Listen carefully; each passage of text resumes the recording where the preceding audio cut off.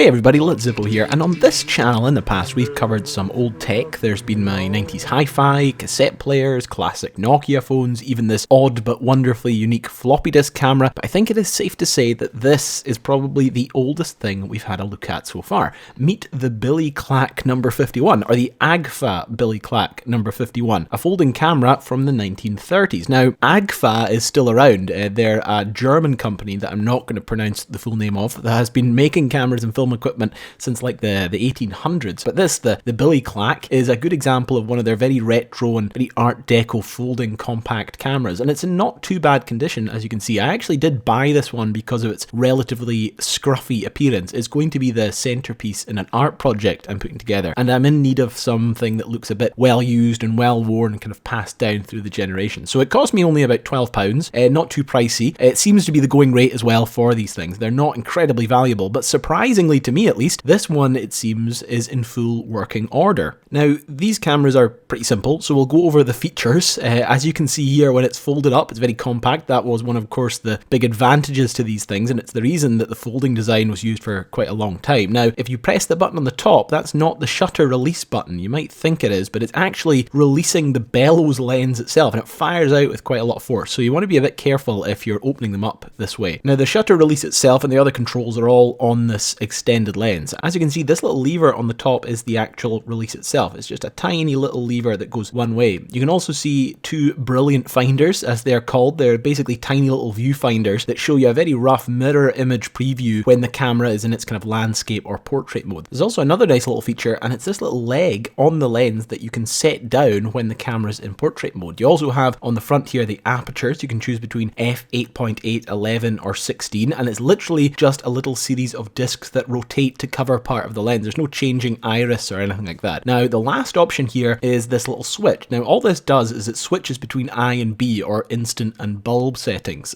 Someone here has actually scratched in instant and time, as you can see, because it used to just be a little line or a dot to denote the settings, and it basically lets you choose between a more instantaneous rolling shutter or the ability to hold the shutter open as long as you want. If we open up the back of the camera and have a look through it, you can see the switch here, first with an instant shot and then with a timer or bulb shot, when I'm just holding the shutter open with the lever itself. Hello. Otherwise though, that's about it. You have a wind-on key on the left side, not a dial or anything. You've got a tripod stand on the bottom right-hand corner, and then you have these little red windows that let you view the film itself. Pretty bare bones, pretty simple really. Now, I've never used a camera like this before. It takes medium format film, which is an older style paper-backed film that these and some TLR or the twin lens reflex cameras use. But I figured if I'm using this as a prop piece in what I'm building, what better to go along with it than some photos actually taken on the camera itself. Now, you might be able to see here the lens is actually a bit scratched and scruffy.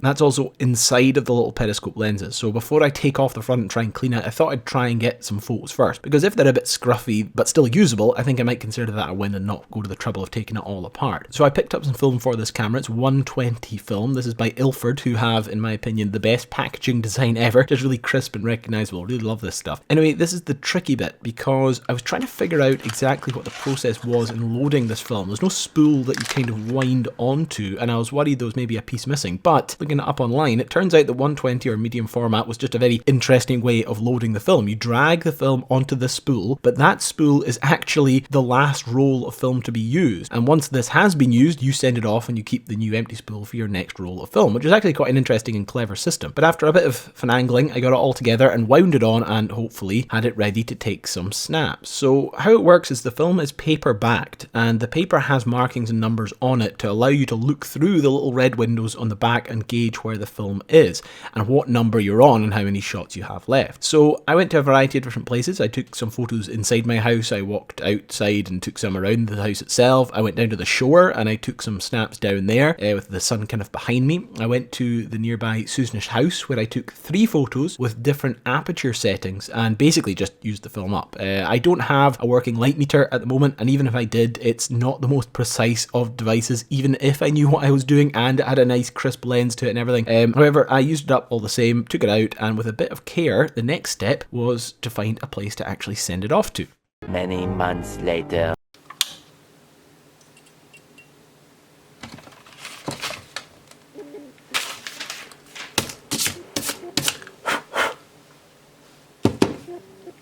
So So we're a few weeks down the line and we're back now with my camera. Now I searched around for quite a while for places that will do this 120 medium format film photo processing, and it is definitely out there. Medium format's a very popular format. There's a lot of cameras that still use it. There's lots of photographers as well that still use it. However, the cost to process it for something that at the end of the day I had no real guarantee of working felt a little bit silly, really. However, I am lucky enough to have a very talented friend called Frances who happens to be a little bit of a film photography expert, and she kindly offered to take my film and process it herself. So while I've been building this camera into my art piece, which hint hint you can see more of on the channel here, she has been working away figuring out if these photos I took actually worked at all. And the answer is some did. The main problem came down to the fact that we have these two wee doors here. See, the doors are for displaying the numbered back of the film that lets you know how many shots you've got left. And maybe this had been designed for an older version of 120 film that had two sets of numbers. I don't know. But for some reason, it has these two doors, and I didn't really know which window the number on the back of the film was meant to line up with. So a lot of the shots were wasted because I was winding it on far too much. However, amazingly, against all odds, some of these photos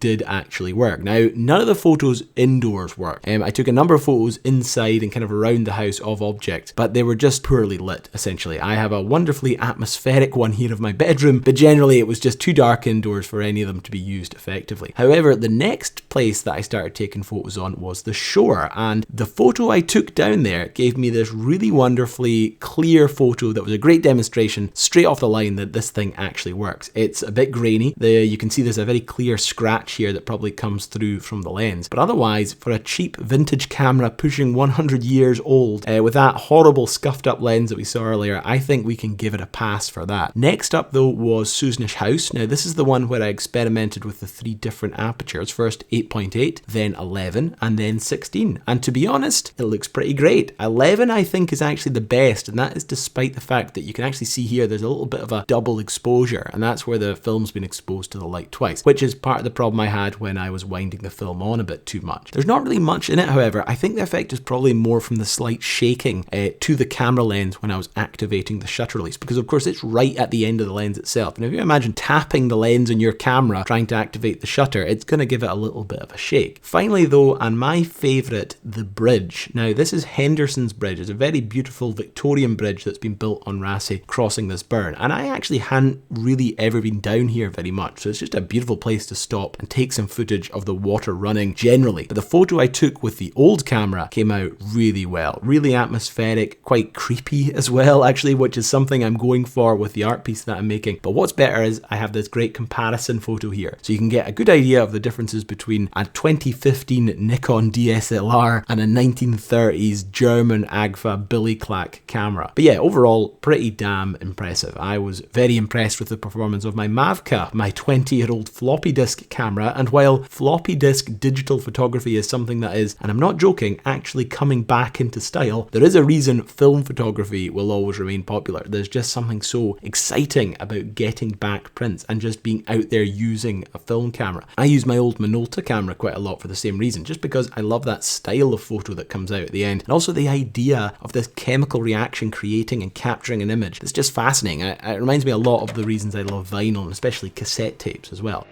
Scouting planes report 3 Martian machines visible above treetops, moving north towards Somerville with population fleeing ahead of them. So yeah, a very worthwhile purchase. Not only a functioning, fun camera that I got some interesting images out of, but the perfect companion to the 1930s monster hunting kit that I've been building as well. And again, incidentally, you can see more of that building here on this channel, so go check that out if you're interested. But yeah, I guess I'm going to have to take some more film photos for this kit and get out there with the Billy-Clack. So I better go. Thanks for watching. Bye-bye.